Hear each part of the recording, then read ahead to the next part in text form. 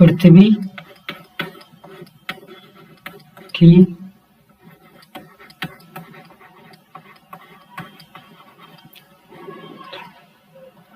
संरचना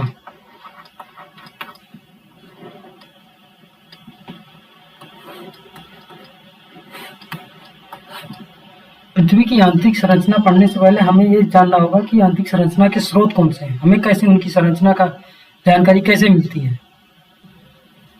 आंतरिक संरचना के स्रोत प्रमुखतः दो हैं,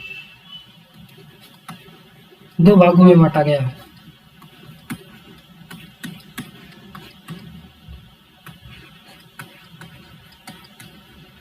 प्रत्यक्ष स्रोत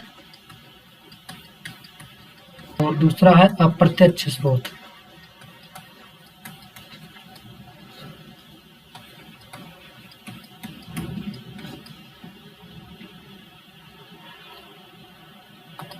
अब तक प्राप्त जानकारी के अनुसार जो प्रत्यक्ष स्रोत हैं उनसे सीमित मात्रा में जानकारी मिली है।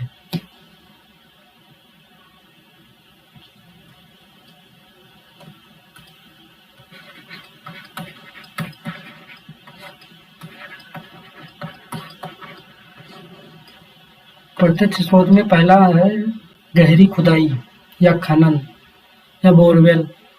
पहला है गहरी खुदाई।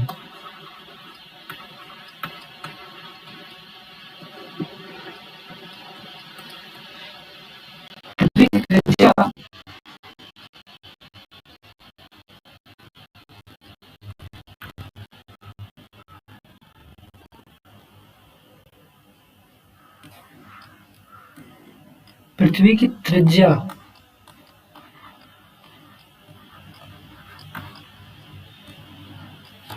लगभग 6400 किलोमीटर है,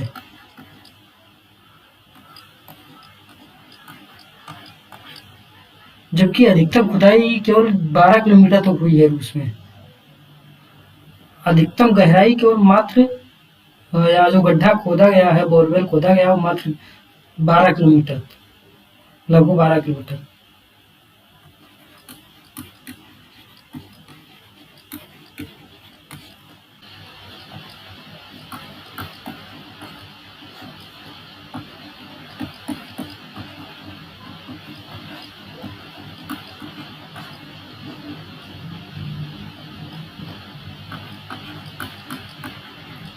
जो इसके मुकाबले बहुत कम है। हालांकि गहरी खुदाई करके वैज्ञानिक सतह पृथ्वी की सतह पर विभिन्न स्थानों पर खुदाई करके वैज्ञानिक पता लगाते हैं, तापमान चट्टान के अध्ययन करते हैं, लेकिन इससे उतनी जानकारी नहीं मिलती। फिर भी थोड़ी बहुत जानकारी तो हमें प्राप्त हुई है, जैसे कि प्रत्येक किलोमीटर गहराई के साथ 32 डिग्री तापमान बढ़ता है। तापमान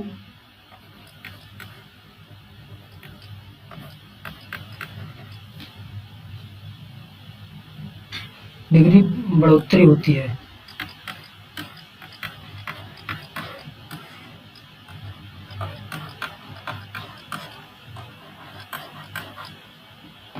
दूसरा, चट्टानों की संरचना और घनत्व नीचे की ओर बदलते जाते हैं। जैसे जैसे नीचे जाते हैं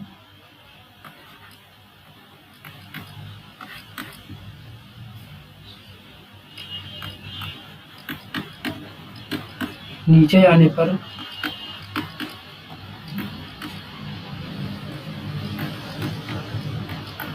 चट्टानों की संरचना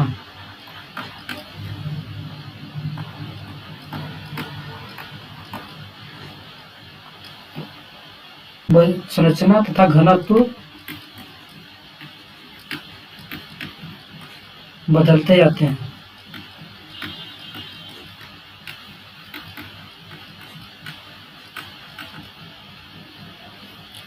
नीचे जाने पर इसमें दाब बढ़ता जाता है।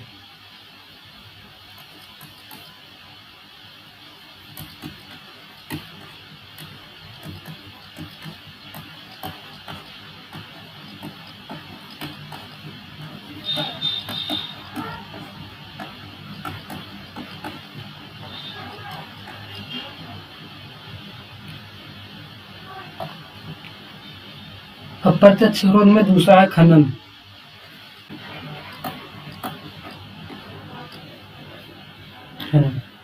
पृथ्वी की ऊपरी परतों में की गई खदानें भी प्रत्यक्ष जानकारी देती हैं। जैसे जैसे कोयला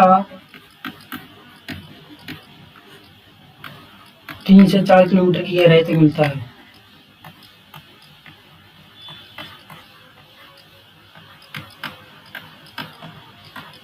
गहराई तक मिलता है।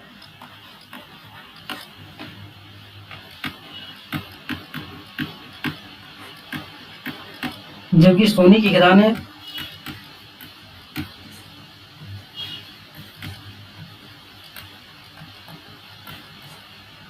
इनसे अधिक गहराई की मिलती है।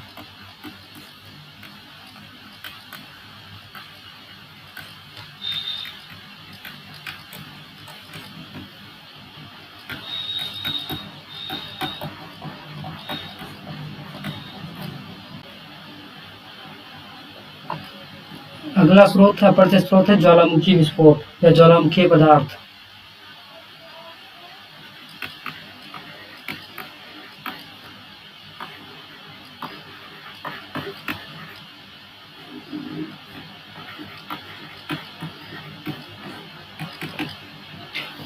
ज्वालामुखी से पदार्थ जो बाहर आते हैं उन्हीं से उनकी पृथ्वी की आंतरिक संरचना के बारे में जानकारी मिलती है।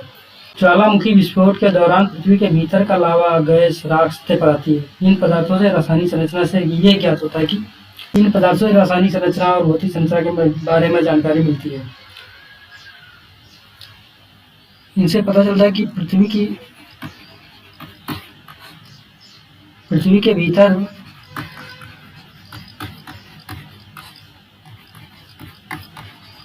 लोहा, निकल, सिलिकेट,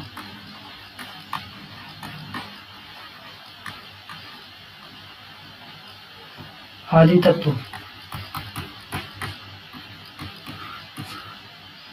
अधिक मात्रा में है।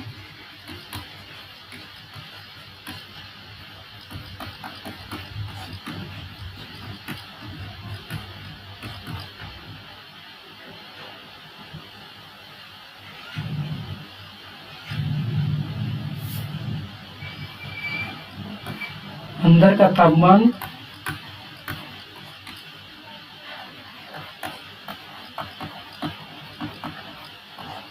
अत्यधिक है।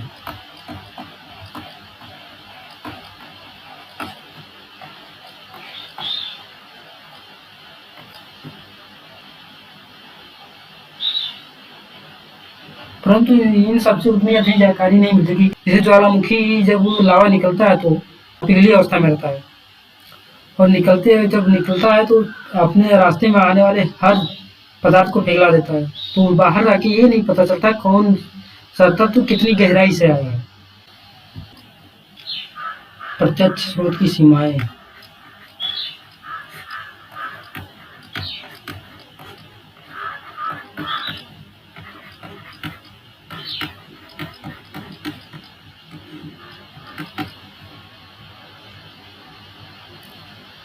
पहला अत्यधिक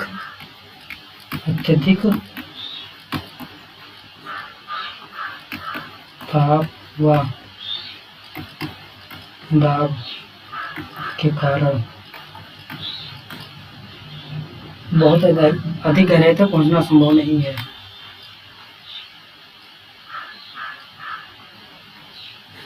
अधिक गहराई पहुंचना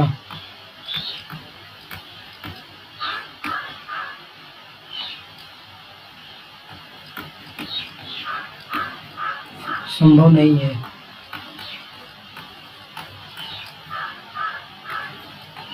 दूसरा है अधिकतम 10-12 किलोमीटर तक ही खुदाई हो पाई है। अधिकतम 12 किलोमीटर तक ही खुदाई हो पाई है।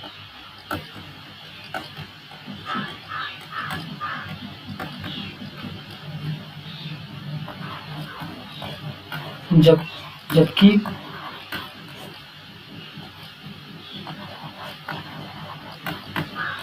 पृथ्वी की त्रिज्या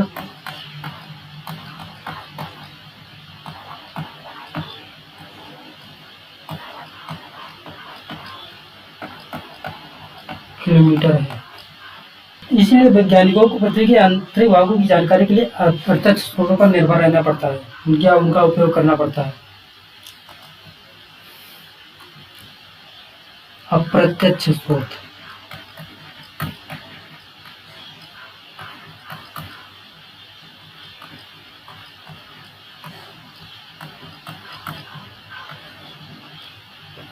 अप्रत्यक्ष स्रोत वह स्रोत है जिसे वैज्ञानिक पृथ्वी की संरचना का अनुमान लगाते हैं, बिना सीधे पहुंच के उन तक नहीं पहुंचा जाता, लेकिन केवल अनुमान लगाते हैं।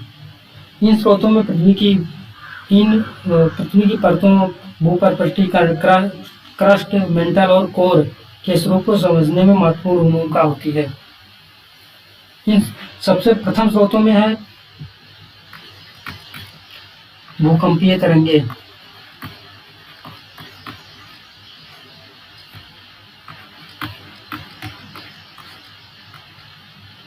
भूकंपीय तरंग पृथ्वी की जानकारी के स्रोत में सबसे प्रमुख स्रोत है, अप्रत्यक्ष स्रोत है।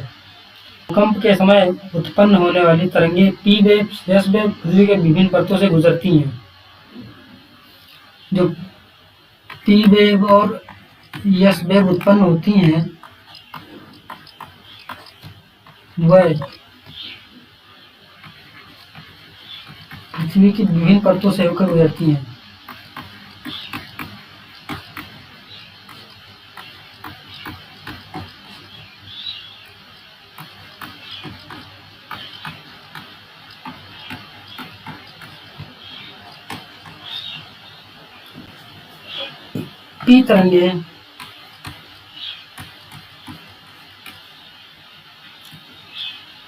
पी तरंगे ठोस, द्रव व गैस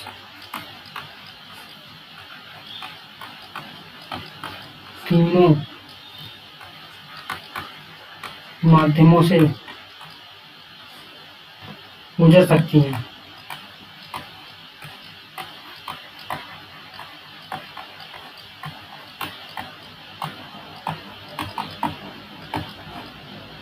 जबकि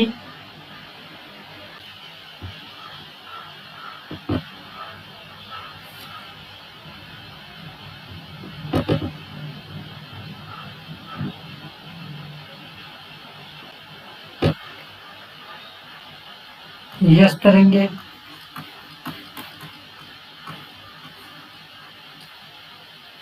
सिर्फ ठोस माध्यमों से ही निकल सकती हैं, ठोस माध्यम से ही निकल पाती हैं।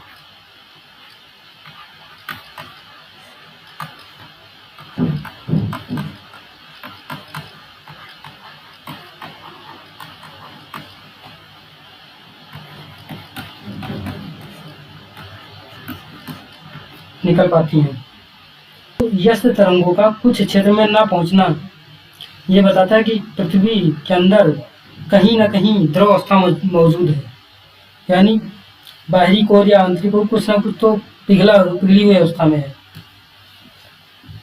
ये तरंगे जब भी कभी किसी माध्यम में परिवर्तन करती है, जैसे हम एक माध्यम से दूसरे माध्यम में पहुंची तो उनमें थोड़ा सा अपवर्तन हो जाता है, ये अपनी दिशा में मतलब हल्का सा झुकाव हो जाता है या मोड़ पर जाते हैं। इन तरंगों की गति में भी परिवर्तन होता है, दिशा में भी परिवर्तन हो जाता है।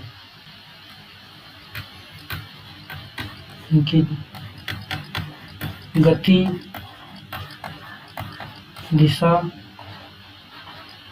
के अध्ययन से ही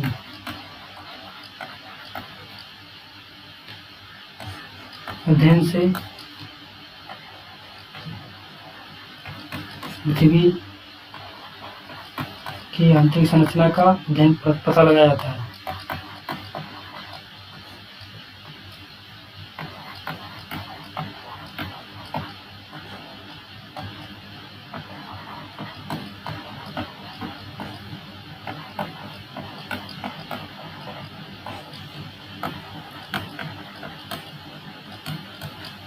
पता लगाया जाता है। अगला है गुरुत्वाकर्षण।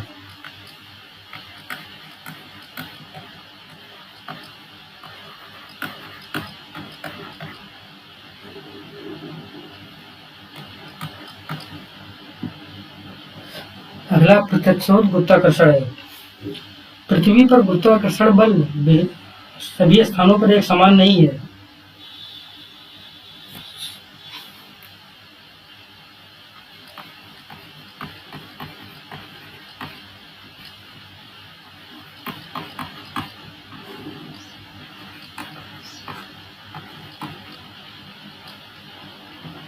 सभी स्थानों पर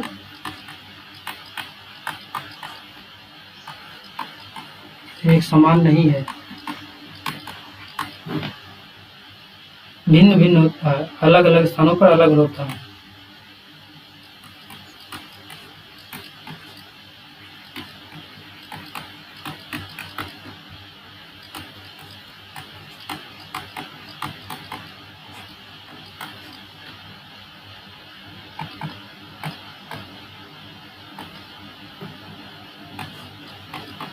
अलग अलग होता है।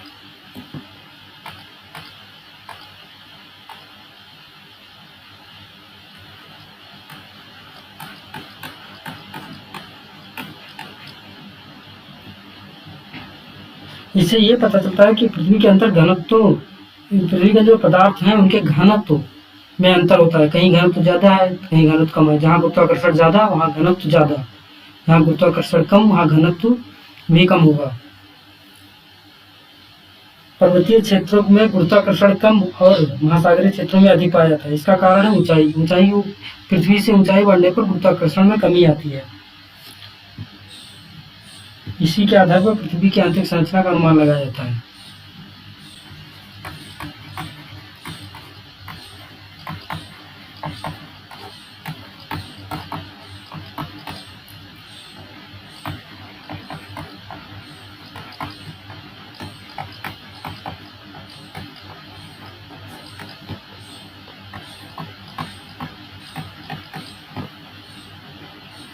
का अनुमान लगाया जाता है।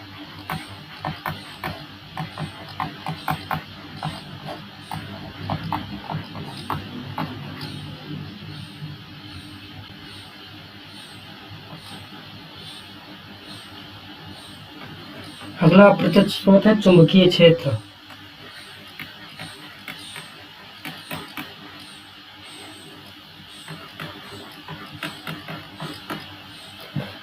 पृथ्वी का चुंबकीय क्षेत्र उसके धात्विक कोर से उत्पन्न होता है, जहाँ पे आयरन या नीफे परत से, यहाँ पे आयरन और निकल की अधिकता होती है।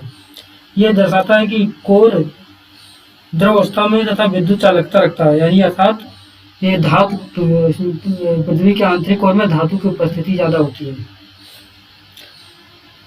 चुंबकीय ध्रुवों के परिवर्तन से पृथ्वी की आंतरिक गतिशील स्वरूप का भी पता चलता है। चुंबकीय क्षेत्र से यह पता चलता है कि पृथ्वी का आंतरिक या पृथ्वी का जो कोर है वो द्रव अवस्था में है।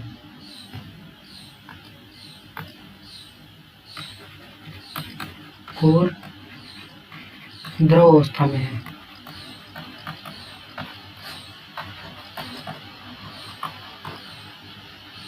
परंतु ये अतिरिक्त दाब के कारण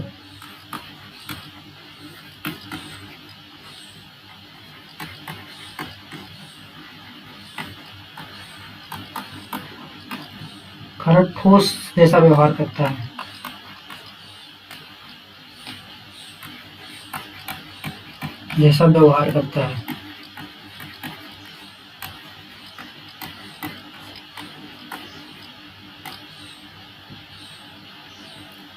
चुंबकीय ध्रुवों के परिवर्तन से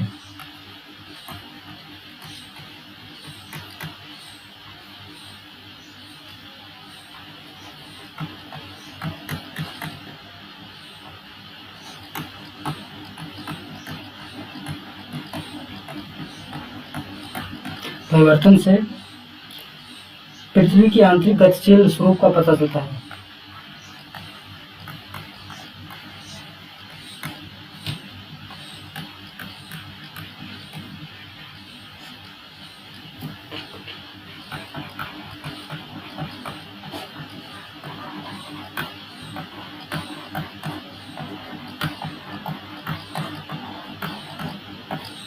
इससे चुंबकीय ध्रुवों के जो परिवर्तन होते हैं, इससे पता चलता है कि पृथ्वी का जो आंतरिक कोर है वो भी स्थिर नहीं है, वो भी अंदर ही अंदर घूमता रहता है। जैसे पृथ्वी है एक और, तो ये कोर अंदर ही अंदर घूमता होता है, इधर से उधर घूमता है। इससे पृथ्वी की जो चुंबकीय क्षेत्र है कभी यहाँ रहेगा, कभी यहाँ रहेगा, कभी यहाँ से दक्षिणी, कभी यहाँ, कभी यहाँ, कभी यहाँ से बदलता रहता है। जो चुंबकीय ध्रुव है पृथ्वी का वो बदलता रहता है इधर से उधर। निष्कर्ष, पृथ्वी की आंतरिक संरचना की जानकारी प्रत्यक्ष और अप्रत्यक्ष दोनों स्रोत से प्राप्त की जाती है, परंतु प्रत्यक्ष स्रोत केवल ऊपरी परतों तक ही सीमित हैं। इनसे आंतरिक संरचना के बारे में अधिकतम जानकारी नहीं मिल सकती, जबकि अप्रत्यक्ष स्रोत ने पृथ्वी की आंतरिक परतों हैं, भूपर्पटी, मंडल और कोर का वैज्ञानिक स्वरूप का स्पष्ट किया है, उसका विवरण किया है।